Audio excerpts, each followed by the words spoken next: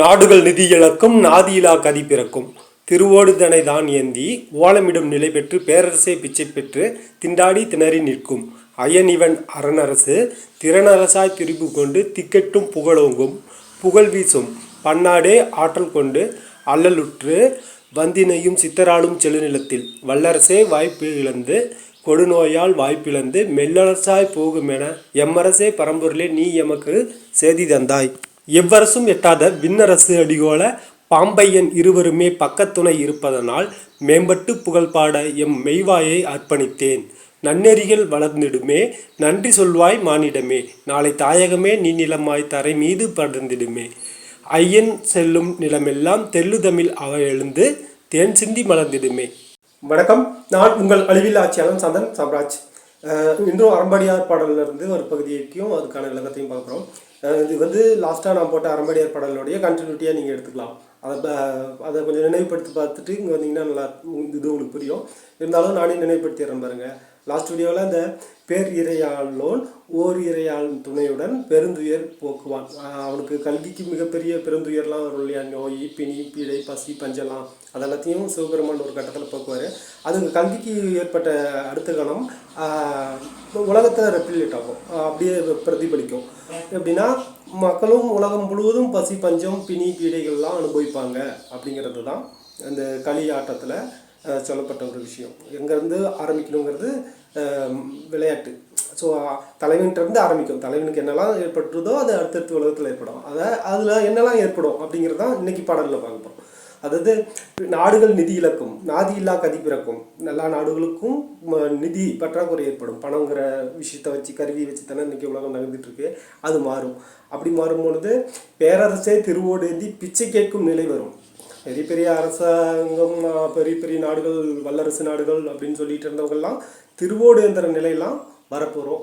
ஐயனின்னா அழிவில்லா ஆட்சியாளரின் திறனரசு, நல்ல அரணரசு. அந்த திறனரசு செம்மையாக திக்கெட்டும் புகழோங்கும். அப்புறம் தான் அழிவில்லா ஆட்சியாளரின் ஆட்சி அருமையாக போகிறத கண்டுபிடிக்க முடியும். அதுக்கிடையில் கொடு நோய் ஏற்பட்டு கோடிக்கணக்கில் மக்கள்லாம் வீழ்வார்கள். ஏன்னா நாடுகள்லாம் நிதி இழக்கும் நாதி இல்லா கதி பிறக்கும். அதுக்கப்புறம் பேரரசு திருவோடேந்திர நிலை ஏற்படும். நோய் நொடிகள் கொடு நோய் ஏற்பட்டு கோடிக்கணக்கில் மாந்தர்கள் அங்கங்கே மடிவார்கள்.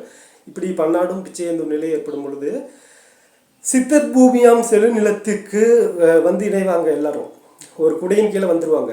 அப்போ தான் ஒரு குடையின் கீழே இன்னும் டைம் இருக்குது, இப்போ ஆரம்பிக்குது. அதாவது அவ்வளோ பிரச்சனைகள்லாம் வரும்பொழுது இந்த சித்தர் பூமின்னு சொல்லக்கூடிய தமிழகம், கேரளம், கர்நாடகம், ஆந்திரம், தெலுங்கானா, இந்த தென்னகம் இதில் எல்லாமே சித்தர் மண்ணு தான். இதெல்லாம் ஆரம்பத்தில் ஒன்றா தான் இருந்துச்சு, இப்போ தான் எல்லாம் பிரிச்சாச்சு. அதனால் இந்த சித்தர் மண்ணை தேடி எல்லாம் இணைய ஆரம்பிச்சிருவாங்க. நான் ஃபஸ்ட்டு சொன்ன மாதிரி இலங்கை இங்கே வந்து கனெக்ட் ஆகிடும் இந்தியாவில். அதுக்கப்புறம் பாதி தண்ணியில் போயிடும். அப்புறம் பாகிஸ்தான், ஆப்கானிஸ்தான், சைனா, அப்படி ஒவ்வொரு நாடுகளாக வரும். தலைவன் பல இடங்களில் பிரவேசிப்பான். மக்களுக்கு எங்கெல்லாம் துயர் துன்பத்தில் இருக்கிறாங்களோ நன்மக்களை மீட்பதற்காக ஐயா செல்லும் நிலமெல்லாம் தெல்லு தமிழ் புகழ் ஓங்கும் மலர்ந்திடும் அப்படின்னு சொல்லப்படுது. இந்த நன்றியை இந்த நல்லாட்சி கொடுக்க வரக்கூடிய கல்விக்கு மானிட இடமே நன்றி சொல்லுங்க அப்படின்னு சொல்லி அறம்படிச்சு தருந்த பாடலில் சொல்கிறாரு. அந்த பாடலுடைய தொடர்ச்சி புரியுதா? கல்விக்கு பெருந்துயர் இருக்குது, அந்த துயர் அடுத்து உலகத்துக்கு ஏற்பட போகுது. கல்விக்கு வறுமை இருக்குது, இந்த வறுமை பசி பட்டணி உலகத்திற்கு அடுத்து ஏற்பட உள்ளது.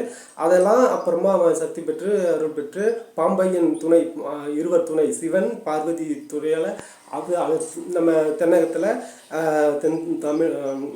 தென் மாநிலங்களில் மிகப்பெரிய சித்தப்பூமியான இந்த இடத்துல ஒரு அற்புதமான பல நாடுகளும் தமிழனையும் தமிழ் அழிவில் ஆட்சியையும் அங்கே இருக்கிற வளர்ச்சி செல்வம் செல்வாக்குகளெல்லாம் பார்த்தும் திண்டாடி இங்கே வந்து இணையும். ஸோ அப்போ தமிழனுக்கு கீழே உலகமே வந்துடும். உலக மொழி உலகங்களுக்கு எல்லாம் ஒரே தலைவன் ஒரே மொழி அப்படிங்கிற மாதிரிலாம் ஒரே சம்பிரதாயங்கிற மாதிரிலாம் நிறைய விஷயங்கள் அடுத்தடுத்து விதவிதமாக நடக்க உள்ளது. மீண்டும் ஒரு நர்த்தலப்பில் வேறொரு பாடலுக்கு பொருள் பார்ப்போம் என்று விடைபெறுவது நான் உங்கள் அழிவில்லா ஆட்சியாளன் சாந்தன் சாம்ராஜ். நன்றி, வணக்கம்.